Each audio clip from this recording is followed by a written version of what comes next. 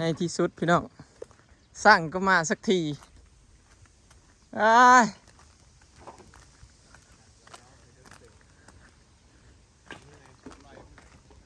เป็นอะไรคือมาคือนั่นมาแท้บริขีดฮอดกันบ่หากันมากัน3 คนบ่โอ้ยจงไว้แล้วยังเรืออยู่เส้นมันน่ะแต่น้ำมันก็คือบูดเรียบร้อยแล้วบุญบ้านคือบ่มาบ่ได้เอาสบายบ้านมาส่วนทีมงานมาเฮ้ยสั่งปูคือบ่มาทีมงานอีเวนต์สั่งปูกับบ่มีหมู่อย่างมาอยู่ว่างโว้ยข่อยบ่ได้มีเฟซเจ้าเนาะก็บอกสั่งเท้าอยู่ชวนกันมาเด้อมาปูอยู่มาอยู่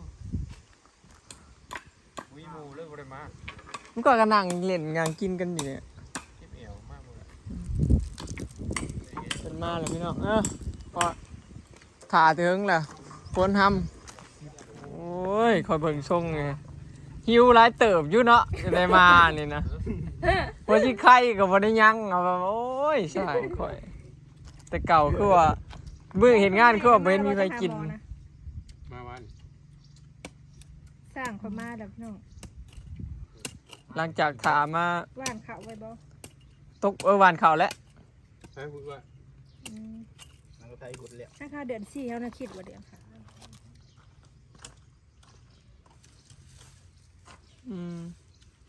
เขายังบ่ได้ฮู้เรื่องท่านเขาหวานเลยมันเจ้ามันก็ไปต่ออยู่สวรรค์ได้เป็นอะไรคิดอย่างนี้นั่นเด้มาเทียนบ่ได้อยู่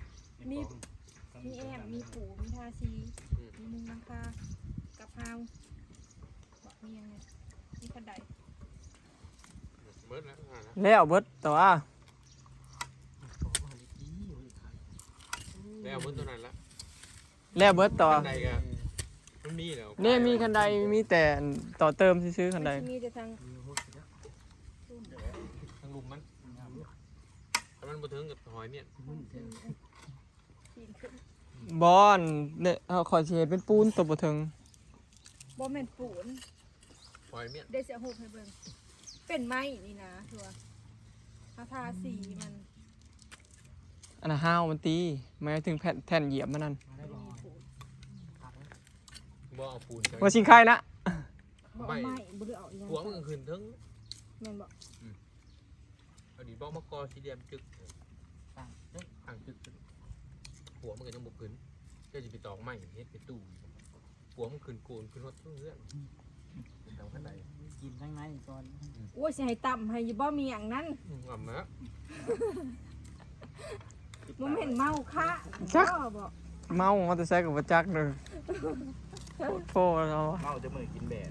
มาแต่มือกินแบะแบะเพื่อนได้จ้ามื้อนี้สร้างว่าสิปูแป้นก่อนมันจังย่างง่ายเพิ่นว่าเนาะก็สิคุยรายละเอียดเขาเรื่องสิใช้เพดานเลยเนาะเพราะอยากให้มันแล้วเลยนะเพดานรอบนอกนะพี่น้องประมาณนี้เนาะราคาก็คุยกันเรียบร้อยแล้วแหละแล้วเบิดเนาะให้แล้วเบิดหลังเลยพอมันก็บ่ได้หลังใหญ่แบบอีหลีรอดอกพี่น้องเพราะว่าหลังห้องนึงมันก็แค่3 เมตรแล้วก็มันก็ทรงคล้ายๆคือเถียงนาคล้ายๆคือทรงไทยคล้ายคือแบบยกอย่างประมาณนั้นกึ่งๆนะกึ่งทรงไทยกึ่งเถียงกึ่งบ้านชวนนั่นน่ะแบบบ่ได้ว่าแบบสิเป็นบ้านทรงไทยบ่ได้เป็นว่าสิเป็นเพื่อน2 ชั้นอยู่ที่นะกึ่งกันเบิดนะอยู่ระหว่างกลางเดี๋ยวบ่สิซื้ออันย่อยๆมาใส่คือบ้านทรงไทยอีกเด้ปั่นลมย่อยๆนะเดี๋ยวถ้าเบิ่งพี่น้องบัดแล้ว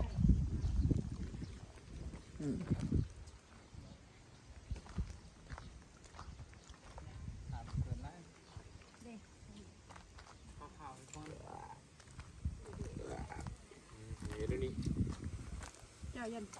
กวดขึ้นบ่โอ้ยท่านเจ้าบ่ที่พื้นก่อนเนาะเฮาไปเก็บพื้นก่อนเจ้าบ่ที่พื้นจะไปเอาไม้ใกล้ขึ้นใต้กินนี่พวกร้อยขึ้นซ้ำอยู่เฮือนในนี่นะนี่พี่น้องซ้ำเฮ็ดกันได้ให้ปวก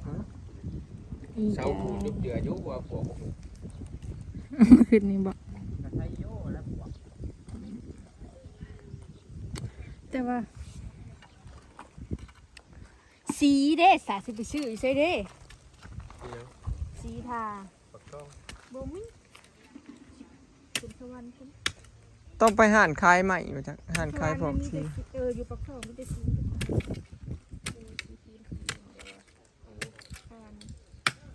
ไอ้ซูนนี่แล้วมัน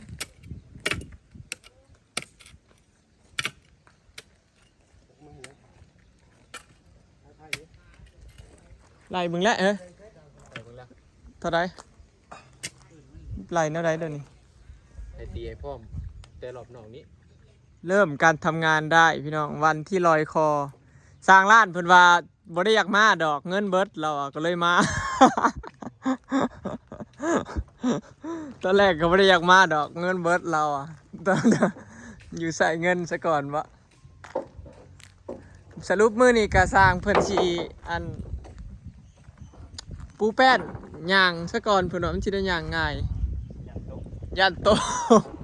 มันจะแปดเจ้าไหนใกล้เนี่ย โอ้โอ้ดีความคิดดี สรุปห้องนี่อ่ะปูแบบผนักซ้ำกันเบิดได้อเฮ้ยเข้าใจอยู่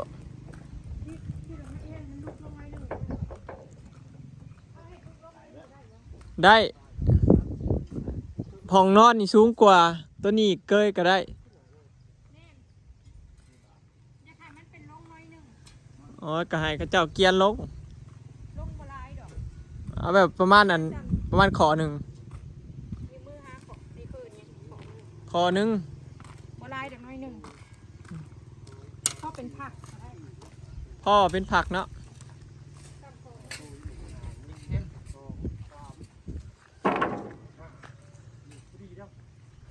ตามเส้นไป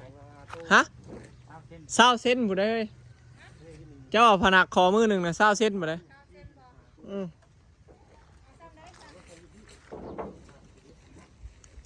พอเป็นผนักน้อยหนึ่งสั่งปุ๊พอน้ำบไหลเข่า ตาม10 เซนบ่ เออ10 เส้นสำได้ยื่นกระลับแมทมึงดูซะ เพราะว่ามันเป็นผักมันซ้ำ อ๋อเออนั่นแหละเอา10 เส้น เออซ้ โอเค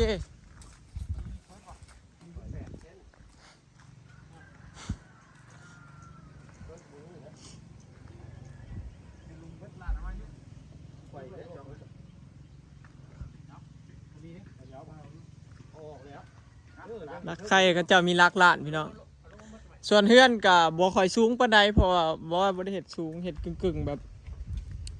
กึ่งต่ำกึ่งสูงเพราะว่า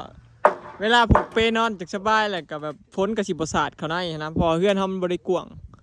คันเฮือนสูงหลายกับพ้นศาสตร์เขาเฮาก็อยู่บ่ได้อยู่หลุมเลยเพราะว่าเฮือนเฮานี่สิบ่ได้แอมนะพี่น้องเพอบ่ว่าสิบ่แอมเฮือนปล่อยโล่งเลย ก็เลยต้องเห็ดตามซ้ำนี่แล้วก็ถ้าเกิดเห็ดซ้ำนี่นะเห็ดแบบกึ่งเที่ยงกึ่งเพื่อนสิกึ่งบ้านสวนเนาะเอาได้เริ่มแล้วเลิกงามยามดีในมือเห็ดเพื่อนแล้วอีกแล้วพี่น้องต่อกันรอบที่สอง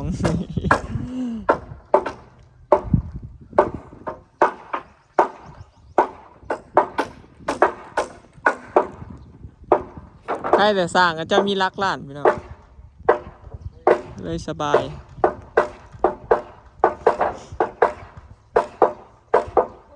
เอาจังไดก็ฝากเบิ่งคลิปฝากเป็นกำลังใจให้บอยเด้อพี่น้องเนาะพอได้มีเงินเฮ็ดเทือนขอเฮ็ดไปทีละหน่อยเอาบัดนี้ก็คือว่าให้มันแล้วไปเลยเด้อพี่น้องแล้วเลยบัดนี้เนาะก็เว้าราคากับเขาเจ้าแล้วเนาะราคานี้ก็คือแล้วเบิด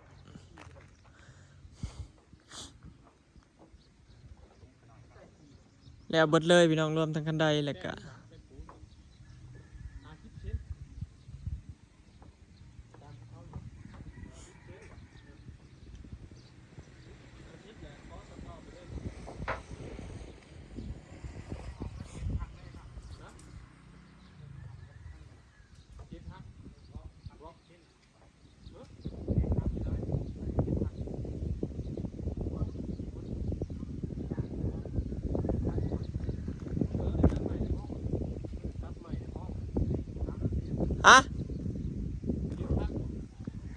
มีร้อยว่าอยากเห็นพัก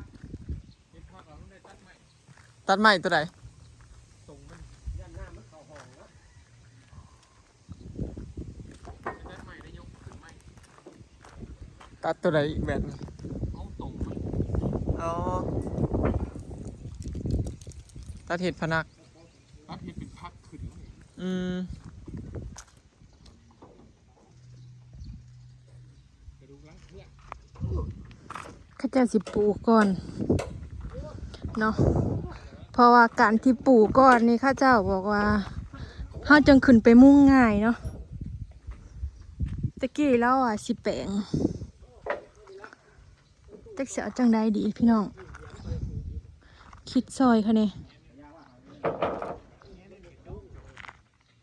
คันเราแปลงนะเนาะมันสิเป็นทรงชั้นแล้วมันสิบ่ได้ตามรูปแบบบ้านที่สลอยอยากได้เพราะว่าเสานะเขาจะตัดไว้แล้วเด้เนาะพอมันสร้างซองสร้างนะพี่น้องบ่แม่นสร้างอันเดียวกัน สร้างซองกลุ่มนะแบบนี้แบบว่ามันเนินโพดนะเวลาฝนตกแล้วแบบญาติน้ำมันบ่ค่อยไหลจังซี่เลยแต่คันมีอีกวิธีหนึ่งเขาจะเอากระเอาซิลิโคนมาจอดได้ตามแบบที่อยากได้นี่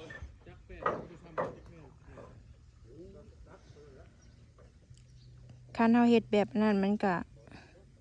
สิสั้นนะคันเราแกะใหม่เนี่ยมันสิสั้นลงแล้วมันสิบ่ได้ตามนี่เนาะ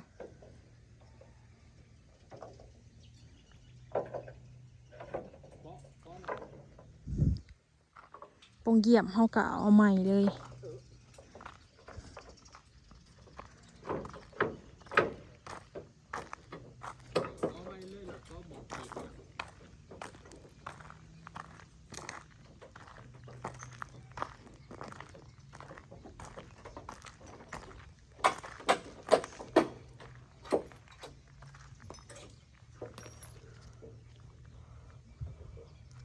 สั่งมา4 คนเลยเริ่มเลยเนาะเริ่มเขาเจ้าก็แบบไทยมุดหน้าหวานเขาเจ้าเห็นหน้าหวาน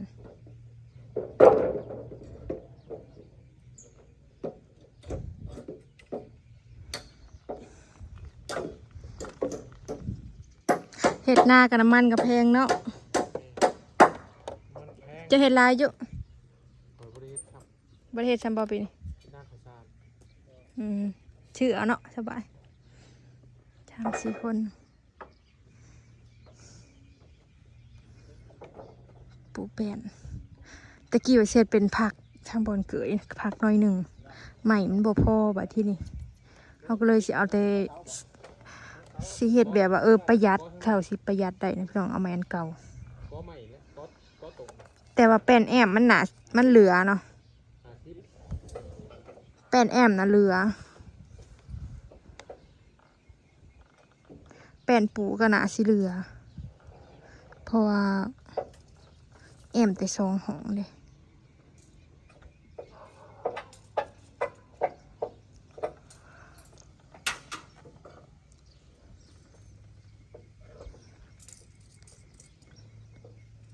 ถ้าแมนเฮ็ดห้องนะได้ห้องเก็บของอันหนึ่งเก็บเสื้อผ้า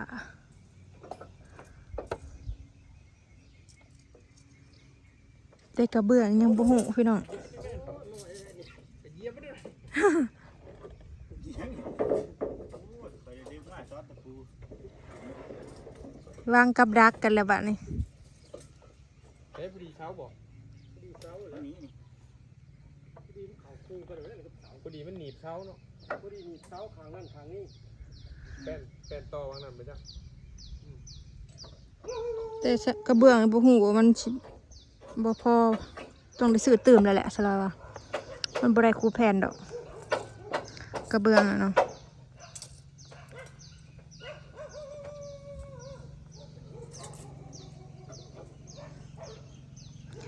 หลังจากที่หยุดไป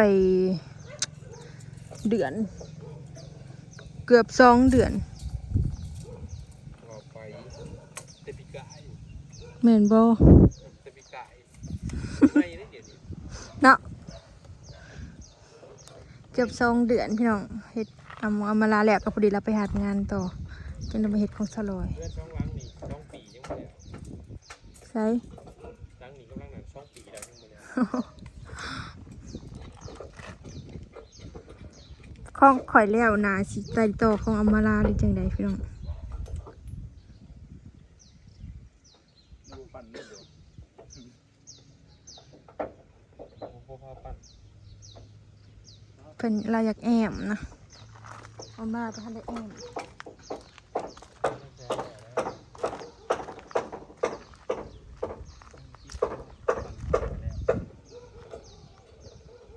รักของพวกมีจังอันอ่ะ